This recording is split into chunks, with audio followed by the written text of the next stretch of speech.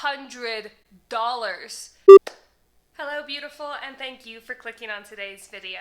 So before I was minimalist, I was not the most intelligent with my money. I was young, I didn't really have any debt, and I would spend money on anything that I wanted pretty much. I wasn't so terrible with money that I got into any kind of bad credit card debt or any credit card debt at all, but I still made quite a few foolish purchases. And today I wanted to talk to you about some of the worst that I've ever made. So number one on the list is a brown real leather jacket from Lucky Brand. I bought a jacket at Lucky Brand when I was 17 years old, and I paid almost full retail price for it. This particular leather jacket was on sale for just under $500. This jacket, one jacket, was half of $1,000. I had no business at age 17 spending this much money on literally anything, except maybe a vacation. And the reason I bought this jacket is because in my mind, it was gonna be this timeless piece that I wore all the time, and I was gonna pass it on to my kids, and it was gonna be super awesome, and it was a leather jacket, so it was gonna last forever as long as I took care of it. And the problem is that none of that was true. Because in theory, if all of that was true, spending a good amount of money for a good jacket that you're gonna have the rest of your life, I don't inherently have a problem with. But this particular jacket I wore for about 2 months, almost every day. And then I saw a picture of myself in it where the shoulders made me look a little bit broader than I wanted to, and I couldn't wear it again after that because I felt like it made me look manly. So I spent half of $1,000 on a jacket that I wore for 2 months, sat in my closet for another 2 years because I felt guilty at the fact that I spent half $1,000 on it, and I wasn't able to resell it because, I don't know, I guess it was out of style, or it was a difficult item to sell in resale shops. But I ended up selling it to ThredUp, and I think I only made like $40 off of this jacket that I spent $500 on. So as far as clothing purchases, that was definitely not my most intelligent, and purchases in general, that is one that I really regret because that $500 could have been so much better used in my life at age 17.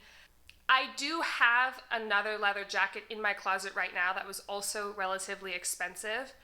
That one, however, I do wear all the time, so it's not as much of a regret purchase. I don't think that spending a good amount of money on quality clothing is inherently bad, but this particular leather jacket was an absolutely ludicrous, unnecessary, and terrible purchase that I absolutely regret. In the comments down below, I'd love to hear what some of your worst purchases are before becoming more minimalist or more mindful with money. Please let me know down below. I am very, very curious. So number 2 on the list is skincare that is not for my skin type. I have always been interested in skincare in my adult life, and I've always been under the belief that it's far better to take care of your skin and have your skin be glowing rather than cover up and try to achieve that look with makeup. So I've always been interested in skincare, and there was a point in time in my life where I knew what type of skin I have, and I was still buying products that were marketed as being good products, just not for my skin type. So I would buy moisturizing products with hyaluronic acid and green tea and super moisturizing essence that's gonna give your skin the glow and yada yada yada. But the reality is my skin is more oily than a stick of butter. So I do not need to be putting moisturizing products on my skin beyond like the minimal moisture that I need after washing my face. And although these are very good skincare products that have very good ingredients, that doesn't mean that they belong on my face. So I used to just buy everything that was good quality skincare, and now I buy things that are good quality but also good for my skin type. And if you're at all curious as to what my skincare stuff is, I did make a video on that about 6 months ago, and it's still relatively up to date with what I do put on my skin now because I do have oily skin, and I will link that video down below. Next one is a big one, and that is items that are too special. And I am curious if any of you relate to this, because I have family members and friends that still hold this mentality of items being too special to use. I have this really nice, expensive perfume, but I can only use it on special occasions. I inherited my grandma's pearls, but I can only wear them on special occasions. This is my absolute favorite dress, but I can only wear it when the occasion is so perfect and right. No. You deserve to wear your special stuff. I deserve to wear my special stuff. I deserve to have things in my life that are nice and special and get used. If something is special, say a very special necklace, and it spends the entirety of its life sitting in a jewelry box, only being worn maybe once a year, maybe not even that, I just feel like you're not getting the value out of that item if you're not using it. I feel like special items deserve to be displayed. They deserve to be worn. They deserve to be loved. You deserve to wear, love, and have these items. And when I had that mentality switch that special things do deserve a place in my everyday life, I stopped buying things that I viewed as too special. I stopped buying things where I felt like the item had more power than an item should have. Does that at all make sense? I feel like that's not making sense. So now when I buy things, whether it's jewelry, clothing, makeup, perfume, I understand that even if they are special, they are things that I do deserve to use. So I no longer buy things that are too special and they're never gonna get used unless it's a special occasion.